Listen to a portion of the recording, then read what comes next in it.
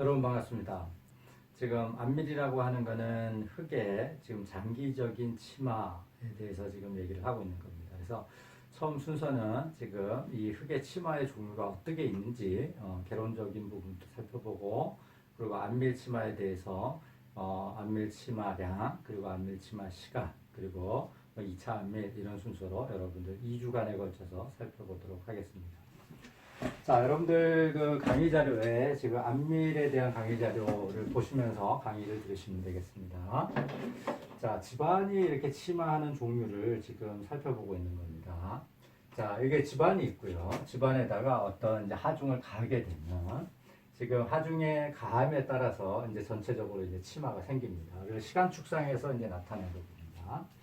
자, 시간에 따라서 치마량이 밑으로 주저앉으니까 우리가 밑으로 주저앉는 변형량을 우리가 치마라고 얘기를 하고, 그림을 그릴 때도 때에 따라서 치마를 이렇게 밑으로 이렇게 그려 놓습니다. 그래서 치마가 주저앉는 집안이 치마되는 형태를 밑으로 이렇게 매치시키기 위해서 아래축을, Y축을, 이 아래쪽을 플러스로 해서 그리는 경우도 왕왕 있습니다.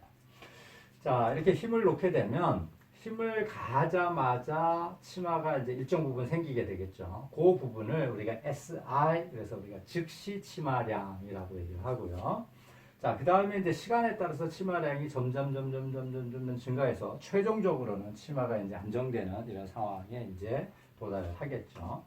자, 이게 시간에 따라서 치마가 진행되는 부분을 다시 두 부분으로 나눠볼 수 있는데, 하나는 우리가 안밀, 1차 안밀 또는 2차 안밀, 안밀이라고 칭하는 부분입니다. 그래서 안밀이란 뭔가 하는 것들은 나중에 이제 집중적으로 얘기를 다시 하게 될 거고요. 자, 그 다음에 이제 2차 안밀이라고 이제 부르는 것인데, 이것이 이제 시간에 따라서 역시 치마가 되는데, 이제 과행강수압의 이게 변화가 아니라 크립의 어떤 양, 이런 형태로 나타나는 치마량이 있습니다. 이걸 우리가 2차 안밀 치마량이라고 이제 부르게 됩니다. 자, 그래서 치마량을 놓고 보면 다음처럼 구별합니다. 자, ST 총 치마량이죠. 전체적으로 생기는 치마량은 SI immediately입니다. 즉시적으로 생기는 치마량. 그 다음에 SC, 그러니까 이 S는 settlement고 C는 consolidation이고요. 이거 settlement고 S는 secondary입니다. 자, 그래서 즉시 치마량, 그 다음에 안밀 치마량, 그 다음에 2차 안밀 치마량, 이렇게 나눌 수 있는데요. 자, 그러면 이 즉시 치마량은 지금 어떻게 돼요? 시간에 무관하게 나타나는 치마량이고요. 지금 안밀 치마량과 2차 안밀 치마량은 지금 얘는 시간 의존적인 지금 치마를 지금 나타내거든요. 그러니까 시간에 따라서 치마가 지속적으로 일어나는 이런 부분이 되겠습니다. 자, 지금 우리가 치마량이 지금 이제 우리가 어떤 문제가 생기냐면 이런 겁니다. 자, 집안에다가요, 어떤 구조물을 넣습니다. 뭐 건물을 넣던 뭐를 넣는데, 여기에 딱 치마가 되고 말면, 치마가 된 이후에 우리가 어떤 대응을 한다거나 하는 게 가능할 텐데, 건물을 지어놓고도 지속적으로 시간에 따라 치마가 생긴다면, 이거 우리가 건물 안에 들어있는 사람들이 사는데 상당히 좀 불안감을 느끼겠죠. 그래서 지금 이 치마에 대한 거는 두 가지가 다 문제가 되는데, 첫 번째는 뭐냐면 얼마만큼 치마가 일어날 거냐 이겁니다. 그래서 치마량이 얼마인가 하는 것도 문제가 되고요. 자, 두 번째는 얼마냐면 지금 이런 시간 의존적으로 치마가 생기는 양, 그래서 얼마 동안에 치마가 일어날 거냐 하는 지금 치마 시간에 대한 것도 공학적으로 둘 다 문제를 안고 있습니다. 그래서 어떤 집안인 경우에는 즉시 치마만 있고 안밀 치마가 없는 이런 경우도 있고요. 어떤 부분에서는 즉시 치마도 있지만 안밀 치마량이 절대적으로 크게 작용하는 이런 부분들이 있습니다. 그래서 이제 이 안밀 치마량에 대해서 우리가 좀 집중적으로 알아보려고 하는 거고요. 자, 여기 있는 지금 안밀 치마량은 경우에 따라서 뭐 이제 케이스의 조건에 따라서 틀리긴 하지만 대체적으로 뭐 일반적인 조건이라고 한다면 즉시 치마량이 수 센티메타 정도에서 발생되는 것이라면, 지금 이 안밀 치마량은 수 메타다입니다. 이게 치마량이 굉장히 크고요. 2차 안밀 치마량은 안밀 치마량의 대부분 비례해서 나타나는데, 2차 안밀 치마량은 안밀 치마량이 한 10분의 1 정도 선 라고 개략적으로 여러분들 생각을 하시면 돼요. 그래서 지금 주로 이 안밀치마가 있는 부분에서의 이 안밀치마량 SC를 어떻게 양을 결정하고 치마가 발생하는 시간을 어떻게 결정할 건가 하는 것은 대단히 중요한 이제 문제가 되겠습니다. 자, 이게 이제 이 안밀치마와 2차 안밀치마 세부적인 거는 나중에 다시 한번 얘기를 해보도록 하겠습니다. 자, 흙에서 생기는 치마를 지금 조금 이 모식도를 가지고 얘기를 해보고 있는 겁니다. 자, 흙이라고 하는 거는 기본적으로 어떤 걸로 구성이 되어 있어요? 흙입자, 물, 공기 세 가지로 구성이 되어 있죠. 그렇죠? 그래서 이걸 우리 흙의 삼상관계라고 얘기를 하고요. 자, 여기에 흙이 하중이 가해졌을 때 얘가 주저앉습니다. 치마가 이렇게 발생을 해요. 이거를 조건에 따라서 지금 나눠서 한번 생각을 해보고 있는 것입니다. 자, 이게 각 구성재료의 입장을 본다면 이래요. 공기는 하중에 대한 저항성이 없죠. 물론 아주 일부분 지금 있을 수는 있습니다. 공기압을 가지고. 근데 이제 우리 여러분 학부 과정에서는 공기압에 의해서 저항하는 부분들은 특별히 고려하지 않고 그것이 이제 없다고 생각을 하고 있고요.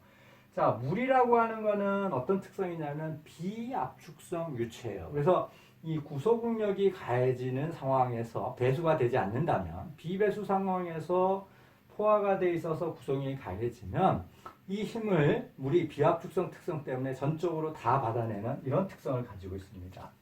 자, 흙입자는 뭐냐면 강체라고 가정을 했어요. 그러니까 입자 자체가 모양이 변하는 건 없습니다. 그러면 하중이 가했을 때 우리가 치마가 생긴다 하는 얘기는 결국 무슨 얘기냐면 공기가 빠져나가든 물이 빠져나가는 겁니다. 뭔가가 빠져나가면서 이제 간극이 빠져나가는 거죠. 자, 하중이 가해지면서 여기에 지금 간극이 지금 이게 줄어들어요. 얘가 줄어들어요. 근데 이 간극이 공기 간극이 줄어들 수도 있고 물이 빠져나갈 수도 있어요. 그죠? 물이 빠져나갈 수도 있어요.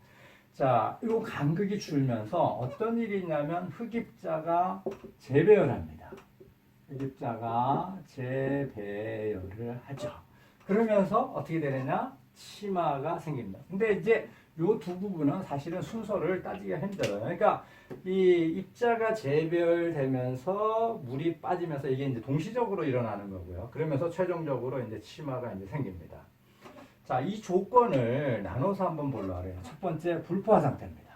그러니까 공기가 있는 상황이에요. 공기가 있는 상황이에요. 자, 그러면 공기가 있는 상황에서 힘을 가하면 흙입자는 강체고요. 자, 물은 힘을 지금 받을 수는 있는데 어떻게 돼요? 공기가 있으니까 힘을 가했을 때 물이 빠지기 전에 물이 힘을 받기 전에 공기가 먼저 빠져나가면서 간극이 확 줄어들죠. 그러니까 지금 치마는 어떻게 되냐면 즉시적으로 생깁니다. 즉시적으로 생겨요.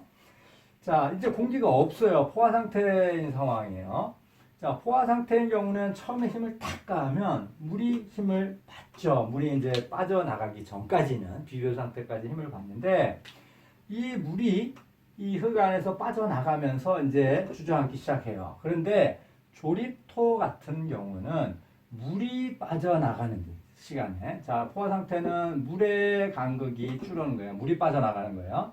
자, 그런데 이 조립토, 모래나 자갈인 경우에는 물이 빠져나가는데 상당히 빠른 시간 안에 빠져나갑니다. 그러니까 공학적으로 이 물이 빠져나가는 시간을 특별히 의미를 우리가 고민할 필요가 없는, 그러니까 이 풀과 수분 사이 뭐 길어봐야 뭐 집안이 있어봐야 뭐 한 하루 뭐 이런 사이에 지금 빠져나간다 이런 얘기예요. 그래서 지금 조립토인 같은 경우는 워낙에 지금 물이 빠져나가는 시간이 빠르기 때문에 즉시적으로 치마가 일어난다고 생각을 해요. 자, 그러면 이런 거죠. 즉시치마는 불포화토이거나 아니면 포화되어 있지만 조립토인 경우에는 즉시치마 형태로 이제 발생을 하게 됩니다. 그래서 이 즉시치마량을 어떻게 결정하는가 하는 부분은 나중에 여러분들 다시 조금 이제 언급을 하게 될 겁니다. 자, 이제 세립토로 왔어요. 자, 이제 포화된 상태의 세립토입니다. 자, 물이 빠지는데 얘가 물이 빨리 못 빠져요. 왜냐하면 투수 개수가 굉장히 작아요. 굉장히 작아요. 그래서 물이 빠져요. 빠지긴 빠지는데 이게 쭉 하고 빠지지 못하고 천천히 천천히 빠져요.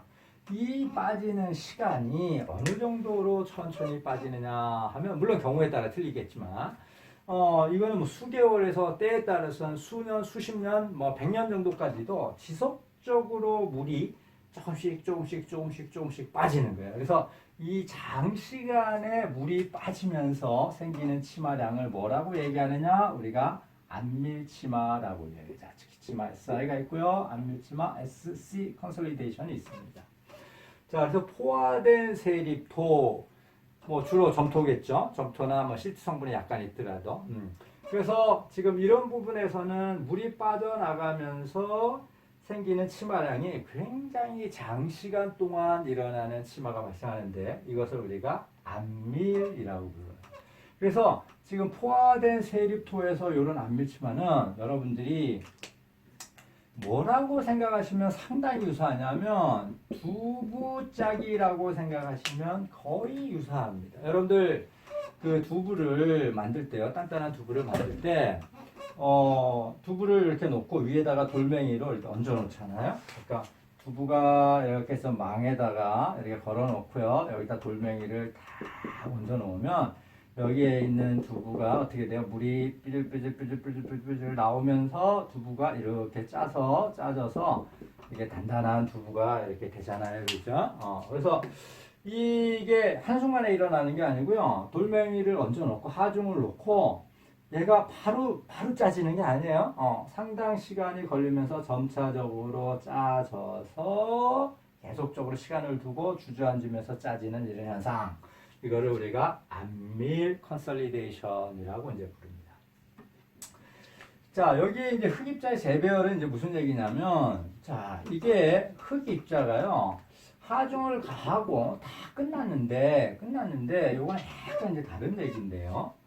입자 사이에 뭔가 점성의 끈적거림이 있어요. 그래서 이 입자 사이가 여기가 움직여서 이렇게 돼 있으면 얘가 굴러 떨어져서 이렇게 돼서 지금 치마가 이제 발생을 하는데, 그러니까 입자 사이가 이렇게 미끄러지면서 재배열되면서 발생을 하는데, 힘을 가했을 때 입자 재배열이 바로 일어나는 게 아니고, 그러니까 유용력이 변화에 따라서 바로 일어나는 게 아니고, 유용력이 일정한 상황에서도 변한 이런 상황에서도 지속적으로 찍하고 지속적으로 일어나는 거예요. 유용력이 일정한 상황에서.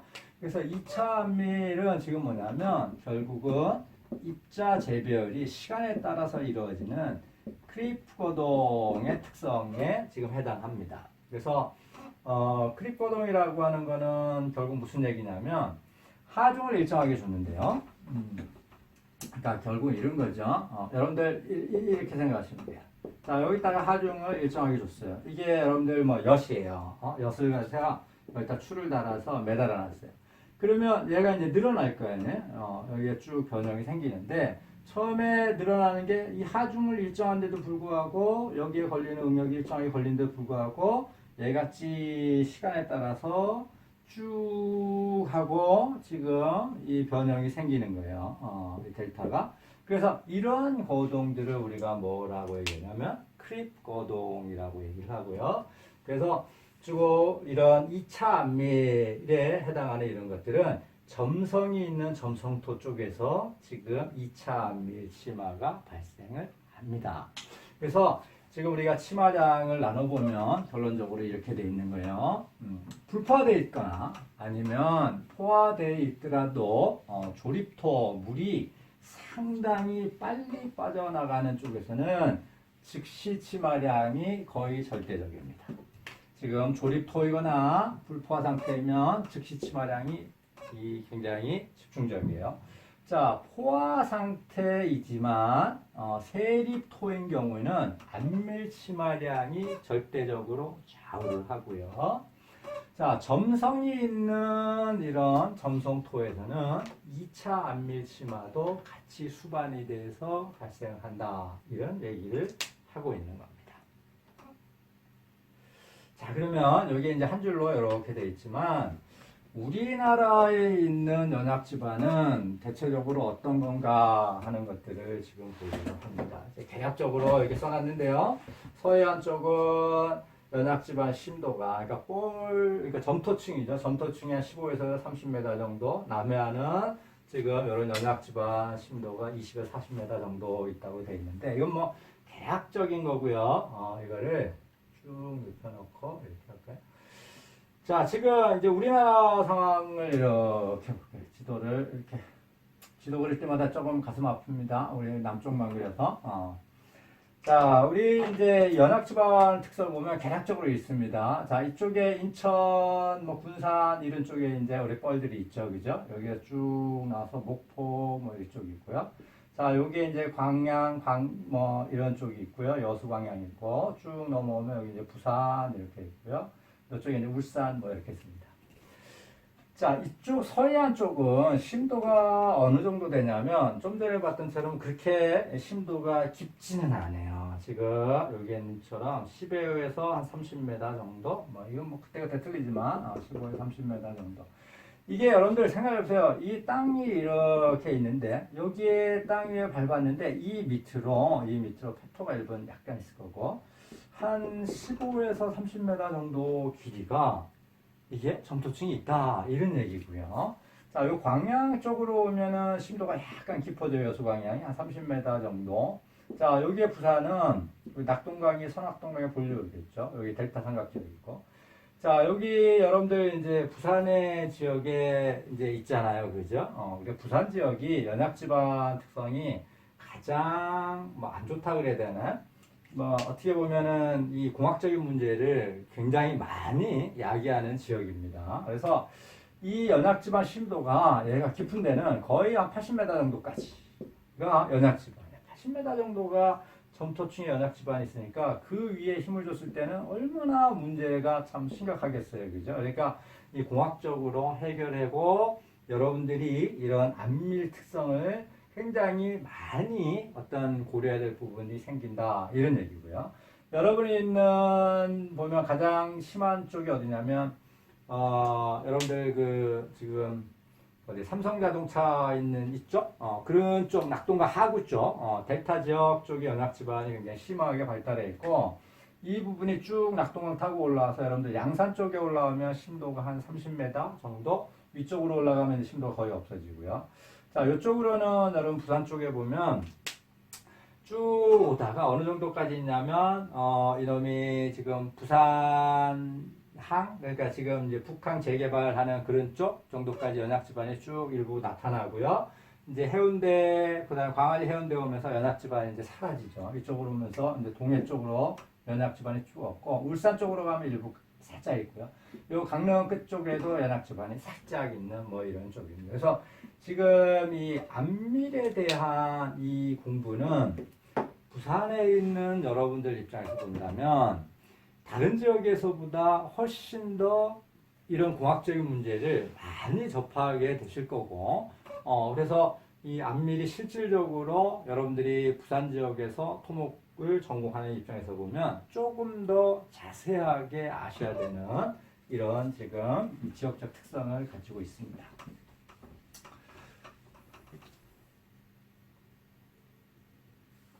자, 그러면 우리가 안밀이란 뭔가 하는 것들을 지금 얘기를 해보려고 해요. 그런데 지금 이렇게 써놓고 있는 것들을 나중에 여러분들이 이거를 안 보고 이런 것이다 하고 안밀을 이제 기본적으로 이해를 좀 하셔야죠. 일단 한번 읽어볼게요. 자, 안밀이란 대략적으로 얘기한 두부짜기라고 일단 생각하시면 돼요. 두부짜기. 첫 번째 조건은 뭐냐면 포화된 흙이에요. 불포화됐으면 어떻게 돼요? 공기가 빠져나가면서 공기는 굉장히 빠른 상황으로 지금 공기는 빠져나가는데 속도가 굉장히 빨라요. 그래서 지금 즉시 침하 형태로 일어나고요. 자, 포화된 흙에서 하중이 작용할 때 포화됐어요. 자, 하중 작용 초기에는 물이 수압을 받아요. 이거를 우리가 과잉 간극 수압이라고 얘기를 합니다. 그래서 excess pour water pressure. 이게 수압은 수압인데요. 추가적으로 얘가 과잉해서 내가 부담을 한다. 이런 얘기예요. 자, 이 얘기는 무슨 얘기냐면 이렇게 상상하시면 돼요. 여러분들 고무풍선에 물이 이렇게 들었어요. 고무풍선을 이렇게 여러분들 눌러요.